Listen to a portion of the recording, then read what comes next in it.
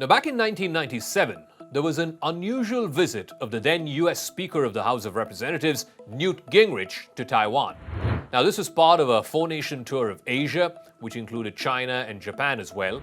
What was unusual about Gingrich's trip was that he told Chinese officials in no uncertain terms that if China were to attack Taiwan, then we, meaning the United States, will intervene, period. Those were his exact words. 2 days after his visit to China, the then Chinese President Jiang Zemin issued a very carefully worded statement saying that the Taiwan issue needs to be handled with care. Of course, this was the heady 1990s, the days of a strong US economy under Bill Clinton, the fall of the Soviet Union. In fact, America was the unchallenged superpower of the world. It was the heyday of the unipolar world.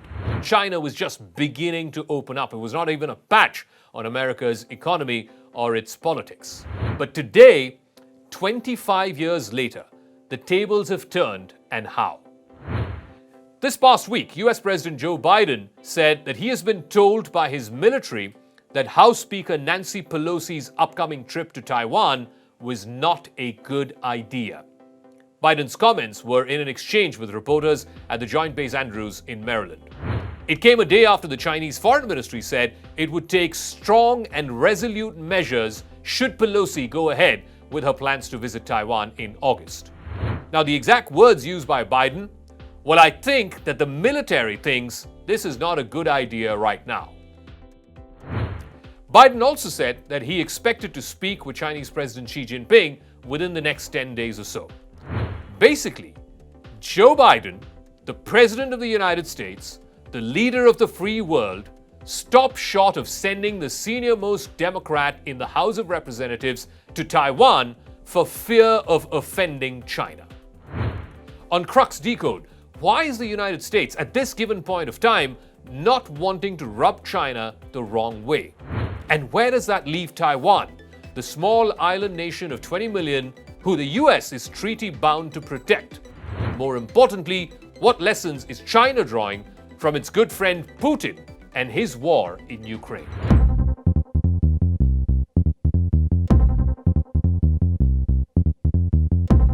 Nancy Pelosi was originally scheduled to visit in April, but she had to postpone because she tested positive for COVID-19. She would be the highest-ranking American lawmaker to visit Taiwan since Newt Gingrich went there 25 years ago. That was during the Clinton administration. Has America's Taiwan policy gone backwards in the last 25 years? The Financial Times reported this week that Pelosi had planned to move forward with her postponed visit to Taipei within the next 1 month. Her office, though, declined to comment, basically saying that her office does not confirm or deny the speaker's international travels in advance because of long-standing security protocols.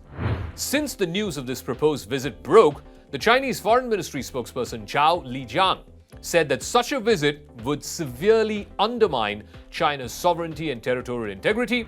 如果佩洛西众议长访台，将严重违反一个中国原则和中美3个联合公报规定，严重损害中国主权和领土完整，严重冲击中美关系的政治基础，向台独分裂势力发出严重错误信号，中方对此坚决反对。 The United States has a long-standing commitment to the One China policy, which recognizes Beijing as the government of China. But it also allows informal relations and, more importantly, defense ties with Taiwan. In fact, the US is treaty-bound as per the Mutual Defense Treaty to help Taipei defend itself in the event of an attack. It could also have a likely fallout on Japan and South Korea, both, again, US allies in the region. China, in recent years, has stepped up its military provocations against Taiwan, a self-ruled democratic island of 20 million people, in the last few years. Basically, China wants to intimidate Taiwan into accepting Beijing's demands to unify with the mainland. Xi Jinping, in fact, has publicly said that he intends the reunification within this decade. Meanwhile, Joe Biden's national security and economic folks are in the process of completing what they're calling a complete overhaul of US tariff policy. They are ready to make recommendations to the president. There's a great likelihood of a major reduction in tariffs, particularly for goods that come from China. Now, these tariffs, many of which were imposed under President Donald Trump, the previous president, it applied a 25% duty on billions of dollars of Chinese products. The penalties were basically a way to force the US trade deficit with China to come down and also to force China to adopt more fair trade practices. Treasury Secretary Janet Yellen, for example, has been calling for eliminating some of these tariffs as a way to help fight inflation in the United States, which has topped 7%. Others in the Biden administration, including the Trade Representative Katherine Tai, have raised serious concerns about easing tariffs with China, particularly when it's not upheld its agreements on purchasing US products. But that is not the only worry for Biden. The Biden family's financial links to China have come under increased scrutiny by the Republicans. There are at least 2 Chinese deals in which Biden's son, Hunter Biden, according to the Republicans, is implicated. And if the Republicans were to take the House of Representatives later this year in the midterm elections, you can be rest assured that they will go after Hunter Biden yet again. But that is not the only problem.